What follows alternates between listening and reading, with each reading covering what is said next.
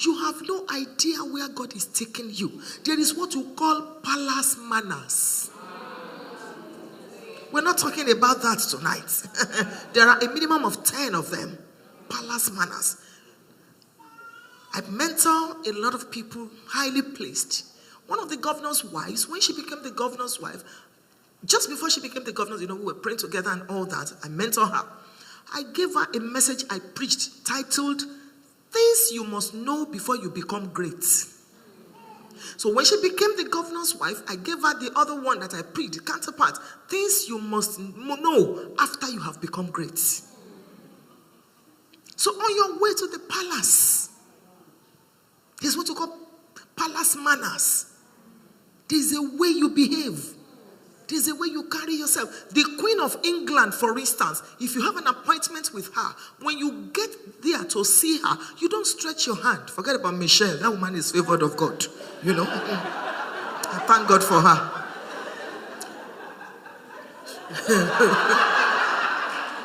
You don't stretch your hands first to the Queen of England. If she does not stretch her hand, you keep your own and you put your hands on your back. And when you are done with the Queen, you don't turn to leave. You walk this way. They will have tutored you before you get there. If you misbehave next time, they will just carry you and... So who knows what stage you are now?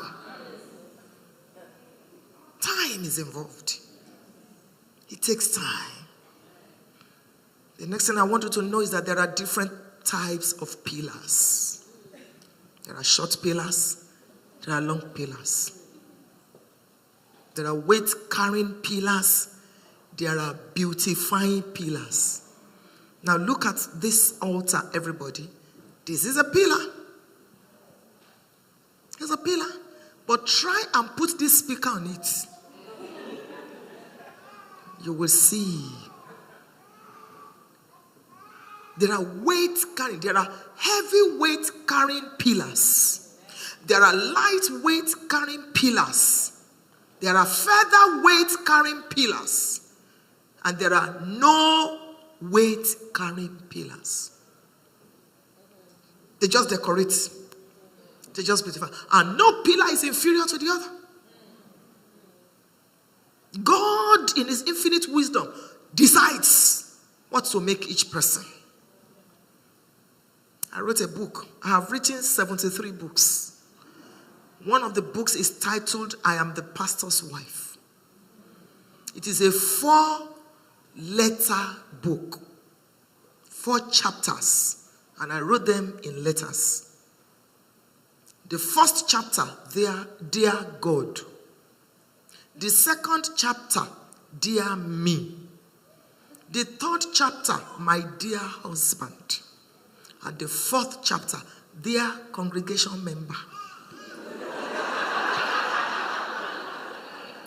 That fourth chapter, I love it.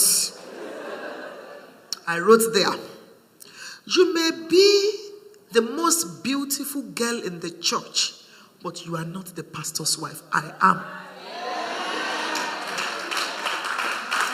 Your grammar may be better than my own. It doesn't matter. God saw you there. He didn't choose you. I am the pastor's wife. You better honor me for your own sake. Because I have made up my mind. It's in that book. I have made up my mind to live my life in such a way that you cannot ignore me. If you don't read my books, you will watch me by accident on TV.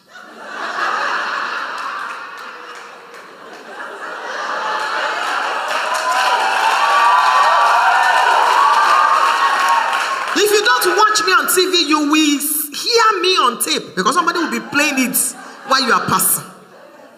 And in case you try to avoid me by every means, you will smell my perfume. That's why you can't be closing your nose. Say, what's wrong with you? I don't want to smell her perfume. They know something is wrong with you. So God determines who should occupy where. Just know your space and know your mate. The next thing I want to talk about in the making of the pillar is that Purpose is the matter of the matter. Purpose. Deaconess Mo just handed over this handkerchief to me. This towel handkerchief. She noticed I was sweating. She has an iPad. She has a bag. Why didn't she hand a bag to me to clean? Why this? Purpose. Why don't you park your cars in your kitchen? Why don't you use your pots as flower pots in your living room? Purpose. There are palaces you don't fit. You don't belong to every palace. Know your space. Know your palace. And stop arguing. And stop envying people. There are men you should not allow to take you to their palaces. Because such palaces don't fit you. When a man tells you, I must sleep with you before I marry you, can't you tell now that his palace won't fit you? Because he lost you because of sex. Tell him, you are a Volkswagen car, my limousine is coming.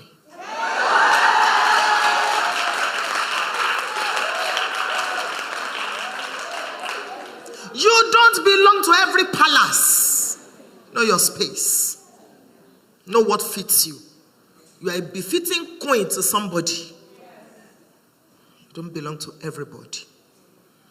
One more thing about the making of the pillar.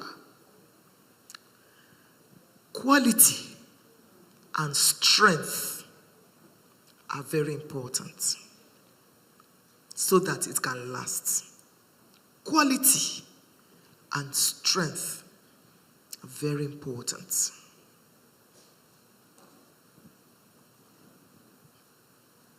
For instance, a wooden palace, a wooden pillar doesn't just appear. It begins with the process of cutting the tree down in the forest with a saw. Then you saw it into logs. You process it, it becomes planks. You treat the wood, you cut it into shape, you nail it with hammer, you sandpaper, you spray, and then you display in the showroom. It takes a process. And sometimes the process involves pain or painful experiences. 2 Corinthians chapter 4, 17 and 18. I just read out to you Luke chapter number 1. I want to go back to that and then I'll close. Luke chapter number 1, verses 39 and 40. In the 6th verses 39 and 40, Mary arose in those days.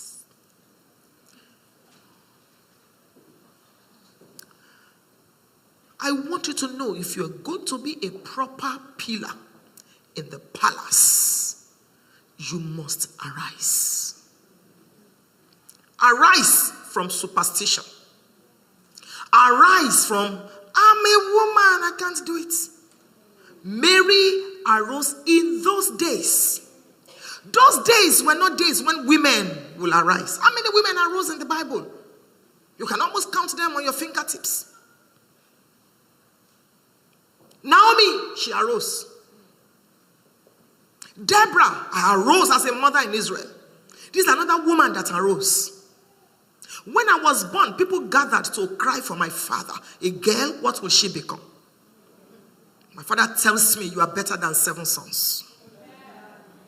We live in a world where the woman is made to think that she's a second-class citizen. When a woman gets married and she has 5 boys or 6 boys, say, how many boys? I've got 6 boys.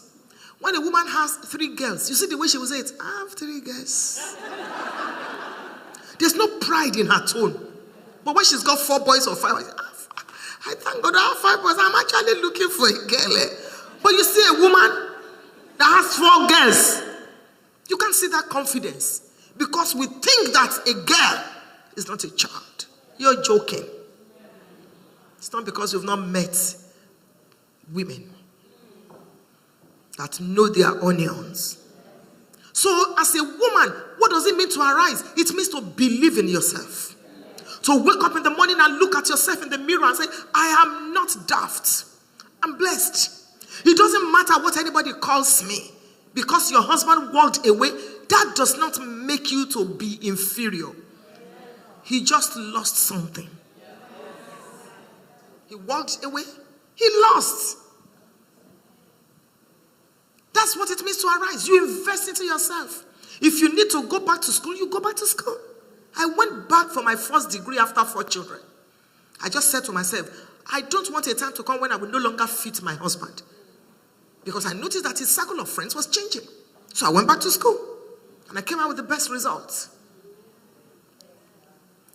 So it's important for you as a woman to invest into yourself. That is what it means to arise. Mary arose. That is what it means to be a pillar. You arise. Because if you are not a sound pillar, every load, every weight we put on you will crumble. And many women crumble and crumble and crumble. They crumble emotionally, they crumble in their marriages, they crumble in their career, they crumble in their relationships because they have not invested into themselves. As a single person, enjoy where you are on your way to where you are going. Don't wait till you are married before you are happy. It's a waste of time. Like yourself. Wake up in the mirror in the morning, look at the mirror and say, God, you tried. Lord, I just want you to know that you spent extra time. Father, I just like my nose. I just like my head. I just like my turn. If you wait for people to celebrate you, you will wait for too long. Somebody looks at you and says you are too fat. Tell the person, oh, you don't have an understanding of the scriptures. Psalm 92 says the righteous shall be fat.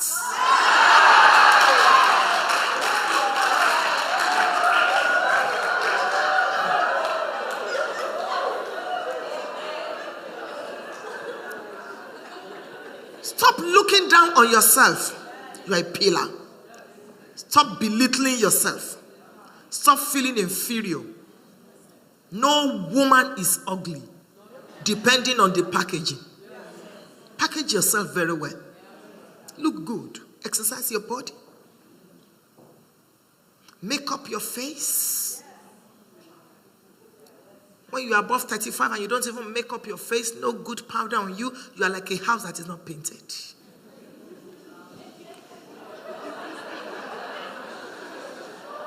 Life takes its toll on you. You may not wear red lipstick like I do, but know what suits you. And dress very well. Don't look 67 at 37. Can't you see your mommy?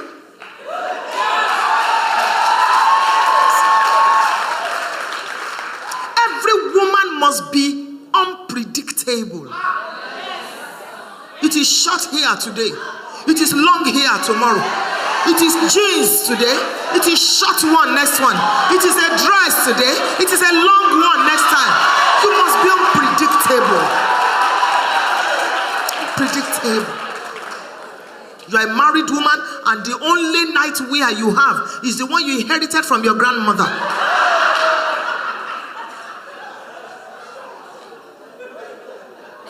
You can't even repackage. That is what it means to arise. Pillars are not meant to just stay on the floor. You must arise. The Bible says that when she got pregnant, she arose. Help me tell your neighbor, arise. You must arise financially. If the totality of your life as a woman depends on your husband financially, you are a colossal disgrace. A misfit. Until your husband comes, you cannot give an offering. Until your husband comes, you can't buy the groceries. Until your husband comes, you can't bury your grandmother. Something is wrong with your womanhood. You need your own. You must be economically inspired and empowered.